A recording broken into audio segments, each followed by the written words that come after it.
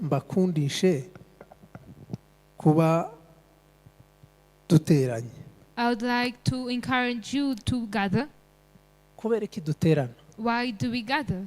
Akamaro ko guterana ni akahe? What is the importance of gathering? Ni ukugira ngo duhuze umutima. Is that we have one heart. Ni ukugira ngo niduhura Is that when we meet umwe akaririmba and we sing undi agacuranga and the other one plays the undi instruments agasenga and the other one prays undi agasemura and the other one undi interprets akabwiriza and the other one undi preaches agasoma Bibiliya, and another one reads the Bible,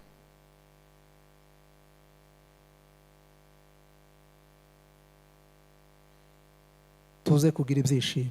we will have joy.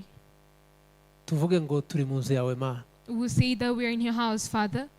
Nidutanga ibyifuzo tukavuga ngo tugiye gusenga, And when we give our prayer requests tukavuga ngo tugiye gusengera umuryango, and we say that we're going to pray for families, umuryango uragira umugisha. the family will have blessings. Ibintu byananiranye biri mu rugo rwawe The things which are not able to be solved at biraza your home, kubonerwa ibisubizo. that they will get answers. Twavuga ngo tugiye gusengera abana mu muryango, And when we say they're going to pray for children and families, abana bagatabarwa, and they get rescued, abana bakaba delivre, and they get delivered, imyuka y'indwara ikagenda, and the spirits of sickness flee, imyuka y'ibyaha bitandukanye igahunga igasohoka ikava mu muryango, and the spirits of different sins, they go, umuryango ukagira amahoro, and the families get peace, abana bakanezerwa, and the children get joy. abana baje kwiga bagatsinda, When they go to school, they succeed. abana bari barwaye bagakira, Those who are sick, they get healing, abana bakagira ubuzima bwiza, and they have a good life. abana bagakunda umuryango, They love the families, abana bakumvira ababyeyi, and they respect their parents. abana bagera mu ishuri bakiga neza banezerewe, And when they reach in class, they study well with abana joy. baje gufungura bagafungura banezerewe, And when they go to eat, they eat with joy. ibyo kurya mu rugo bikaboneka, And there comes food at home, ibyo kwambara bikaboneka, and there comes clothes at home, minervari ikaboneka, and the school fees